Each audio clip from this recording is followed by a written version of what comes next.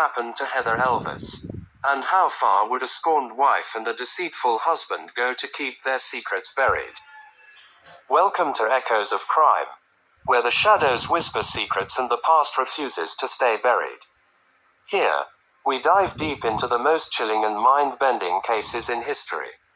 From the cryptic unsolved mysteries that defy logic to the sinister minds that shatter our understanding of humanity, every story we uncover pulls you further into the dark labyrinth of crime and consequence. These aren't just tales. They're echoes of fear, intrigue, and the relentless pursuit of truth. December 18, 2013. A young woman drives her car down a quiet South Carolina road, unaware that this will be the last time anyone sees her alive. A phone call comes in, one that she never should have answered. Hours later, her car is found abandoned, its doors locked, keys missing, and no trace of Heather Elvis. What happened that night? And why does every clue point to a married couple with a twisted past? This is the case of Heather Elvis, a disappearance fueled by obsession, jealousy, and a chilling secret that remains buried to this day. Heather Elvis was 20 years old, full of life, ambition, and dreams of a bright future. She worked as a waitress at the Tilted Kilt, a popular sports bar in Myrtle Beach, South Carolina. Friends described her as bubbly, kind, and always ready to crack a joke. But behind her radiant smile, there was a secret, a romance that would soon turn deadly. It started with Sidney Moorer, a married man, nearly twice Heather's age, a father, a husband, and a man who had secrets of his own. Heather met Sidney at work. He was the maintenance man for a local restaurant chain, and their paths crossed often. What started as innocent small talk turned into lingering stares, flirtatious comments, and eventually, something more.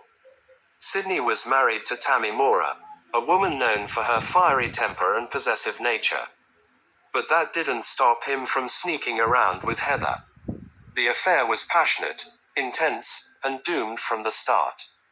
Heather believed Sidney cared for her, maybe even loved her, but what she didn't know, what she couldn't have known, was that Sidney's wife, Tammy, was watching. And she was furious. Late-night messages, threats, warnings. Tammy Moorer had discovered the affair, and she wasn't about to let it slide. She made sure Heather knew exactly who she was dealing with. Reading aloud one of Tammy's real text messages to Heather's smiley face. "Hey sweetie, you can have Sidney. I don't want him. But you should know, you'll never be safe. Ever." Heather tried to move on. She even went on a date with another man that night. But then, a phone call changed everything. At 1:44 a.m., Sidney Moorer called Heather. What was said in that conversation remains a mystery. But what we do know is that shortly after, Heather got into her car and drove towards Peachtree Landing, a secluded boat dock, a place where no one would hear her scream. At 3:41 a.m., Heather's phone pinged at Peachtree Landing. Then, nothing. She was never seen or heard from again. A car left abandoned, a young woman missing, and an investigation that would unravel a dark web of jealousy, obsession, and deceit. The disappearance of Heather Elvis wasn't just a simple missing persons case. It was the start of a mystery that, to this day, remains unsolved. It was just after sunrise on December 19, 2013, when a routine patrol officer spotted something unusual at Peachtree Landing, a 2001 green Dodge Intrepid, sitting alone in the parking lot. The car was locked, the keys were missing, and Heather Elvis was nowhere to be found. The officer called it in. Soon, detectives arrived, combing through the vehicle, looking for any signs of foul play. Inside, they found Heather's purse. Her phone was missing, but the most disturbing detail: there were no signs of a struggle. No blood, no broken glass, just an empty car, sitting in the darkness, waiting to tell its story. Heather's family was notified. Their worst fears were beginning to take shape. Something wasn't right. Heather wouldn't just vanish without a trace. And the last person she spoke to that night, Sidney Moorer. Phone records would become the first major clue in unraveling the mystery of Heather's disappearance. At 1:35 a.m. on December 18th, Heather had received an incoming call. It was from Sidney Moorer. What was said in that conversation remains unknown. But what we do know is that after that call, Heather's entire night changed. She stopped texting friends. Her social media went silent. And then, at 3:41 a.m., her phone pinged at Peachtree Landing, the last time it was ever active. Detectives needed answers, and only one person could provide them: Sidney Moorer. When police first questioned Sidney, his story was simple. He hadn't seen or spoken to Heather in weeks. But there was just one problem. His phone records told a different story. Not only had Sidney called Heather that night, but surveillance footage from a local gas station showed something suspicious. At 1:12 a.m., Sidney had been caught on camera purchasing a payphone card. Just minutes later, a call was placed to Heather's phone using that very card. Why would Sidney need a payphone card? Why go through the trouble of hiding his number, unless he had something to hide? Detectives pressed harder. Sidney changed his story.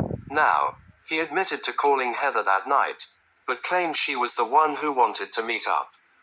He insisted he never left his home, but GPS data from his truck told another story. His vehicle had been near Peachtree Landing, the same spot where Heather's car was found. The walls were closing in on Sidney Moorer, and his wife, Tammy, wasn't far behind. Tammy Moorer wasn't just another wife. She was a woman consumed by jealousy. And when she found out about Sidney's affair with Heather, she made sure Heather knew exactly who was in control. Tammy sent Heather threatening text messages. She harassed her on social media. And, according to friends, she even forced Sidney to get her name tattooed above his crotch as a sign of loyalty. But Tammy wasn't just satisfied with humiliating Sidney. She wanted Heather gone. In the weeks leading up to Heather's disappearance, Tammy and Sidney had been seen driving past Heather's workplace, stalking her, watching her, and on the night she vanished, Tammy's phone records showed something chilling. Her phone had pinged in the same area as Heather's. Coincidence, or the final piece of a deadly puzzle? For months, Heather's family searched for answers. The community held vigils, hoping for a miracle. But as time passed, one thing became clear: Heather Elvis wasn't coming home. Then, on February 21, 2014, the break finally came. Police arrested Sidney and Tammy Moorer. The charges: kidnapping and obstruction of justice. And while neither had confessed, the evidence painted a damning picture. Sidney and Tammy were taken into custody. But there was one problem. Heather's body had never been found. Without it, proving murder would be nearly impossible. The trials were set to begin. And what would unfold in that courtroom would shock everyone. The arrests of Sidney and Tammy Moorer sent shockwaves through the small, tight-knit community of Myrtle Beach. For months, Heather Elvis had been missing, her disappearance haunting those who knew and loved her. But now, police had their suspects.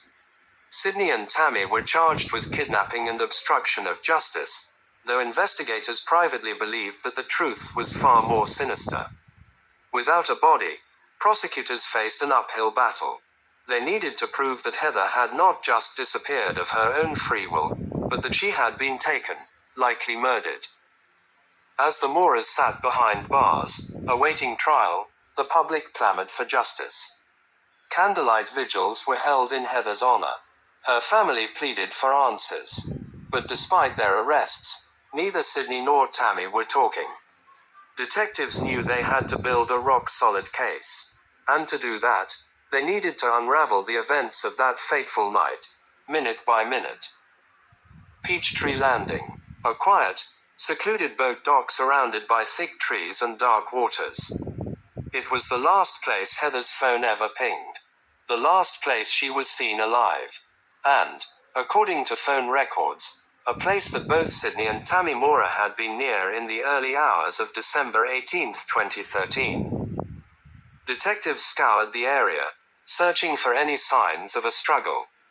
Dragging the waters, scanning the woods. But despite their efforts, there was no sign of Heather.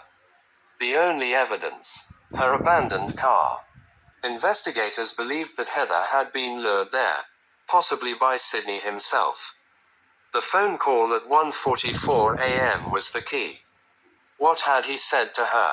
What promise or threat had convinced her to leave the safety of her home and drive to a deserted landing in the middle of the night? There was one theory that investigators couldn't ignore. What if Heather had believed Sidney wanted to be with her? That he had finally left Tammy? Had she been tricked into meeting him, only to walk into a deadly trap? It was a terrifying thought. And the more detectives dug, the more the pieces of the puzzle began to fall into place. Sidney Moorer had told detectives that he hadn't spoken to Heather in weeks. That he had been home all night on December 18th. That he had nothing to do with her disappearance. But his phone records told a different story. Not only had Sidney called Heather just before she left her apartment, but surveillance footage from a gas station revealed something even more damning. At 1:12 a.m., Sidney had been caught on camera purchasing a payphone card. Because he didn't want anyone tracing the call. Detectives knew this wasn't just a coincidence. Sidney's actions were calculated. He had gone out of his way to hide his communication with Heather just hours before she vanished. Tammy Moorer had made it clear that she despised Heather. She had sent threatening texts, harassed her online, and, according to multiple witnesses, had been seen following Heather in the weeks leading up to her disappearance. When Sidney and Tammy Moorer walked into the courtroom for the first time, all eyes were on them. The prosecutors wasted no time laying out the case. They painted a picture of a toxic, obsessive marriage, one where Tammy controlled Sidney's every move. She had discovered the affair. She had humiliated Sidney, forced him to get her name tattooed above his crotch, and publicly shamed him on social media. But humiliation wasn't enough. Tammy wanted Heather gone. The state presented the evidence. The phone call from Sidney to Heather at 1:44 a.m. The payphone card Sidney purchased just before making that call. The surveillance footage placing Sidney near Peachtree Landing. Tammy's threatening texts to Heather in the weeks leading up to her disappearance. Then, the prosecution introduced a new piece of evidence, one that had never been made public before. A witness had come forward. Someone who claimed to have seen a dark-colored truck near Peachtree Landing around the time Heather vanished. A truck that matched the description of Sidney Moorer's vehicle. The courtroom fell silent. Had this been the final piece of the puzzle? He testified that in the early hours of December 18, 2013, he had been out on the water when he noticed something unusual. A dark truck parked near the boat landing. He hadn't thought much of it at the time. Until he saw the news reports. Until he realized that was the night Heather disappeared. And when police showed him a picture of Sidney Moorer's truck. He hesitated, swallowed hard, then nodded. Yes, that was the one. The tension in the courtroom was palpable. Had Sidney and Tammy been caught?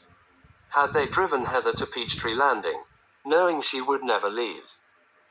The jury deliberated for hours, then days. The case was circumstantial. There was no body, no murder weapon, no confession. But the evidence was overwhelming. The phone records, the surveillance footage, the threatening messages, the witness testimony. Finally, the verdict was in. Sidney Moorer was found guilty of obstruction of justice. But the jury was deadlocked on the kidnapping charge.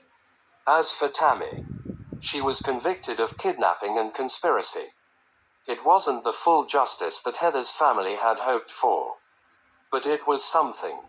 More than a decade has passed since Heather Elvis vanished. Sidney and Tammy Moorer remain behind bars.